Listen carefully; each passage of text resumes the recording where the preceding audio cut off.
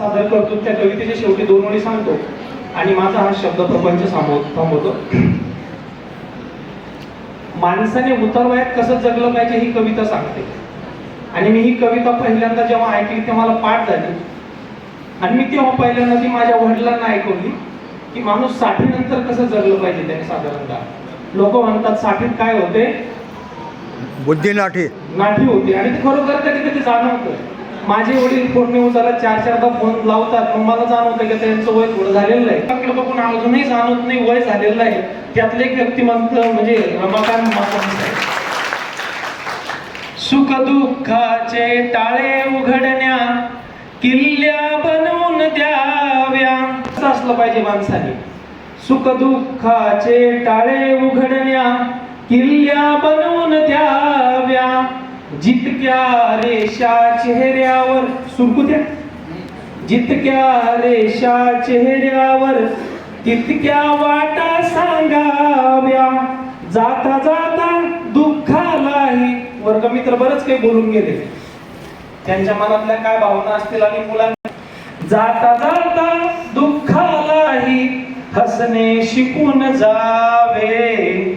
आयुष्याच्या संध्याकाळी नभासारखे व्हावे.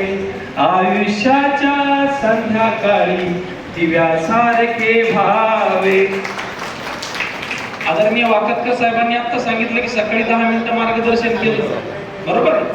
कवी पुढे असं म्हणतो, नव्या दमाच्या नव्या युगाच्या लाटा सोबत घ्याव्या. मी आता जिल्हा सचिव म्हणून नाही काम करू शकत, पण पुढे जे येणारे कोणी कार्यकर्ते आहेत, दांडगे साहेबांसोबतचं तुमचं सचिव म्हणून जेव्हा काम बघितलं तर आम्हालाही प्रेरणा वाटायची की माझ्या जिल्ह्याचा सचिव. आणि तुमची ती लेखन शैली बघितल्यानंतर तो सार्थ अभिमान वाटायचा. तुमचं लिहिणं आणि दांडगे साहेबांचं बोलणं हाच आपला मातृतीर्थ जिल्ह्याचा अभिमान आम्हाला वाटायचा. नव्या युगाच्या नव्या दमाच्या लाटा सोबत घ्याव्या. संघर्षाच्या पुन्हा मशाली त्यांच्या हाती द्याव्या. संपत आला तरीही, रिटायर झाले, रस्ता संपत आला तरीही पुन्हा प्रेरक व्हावे. आयुष्याच्या संध्याकाळी नभासारखे व्हावे.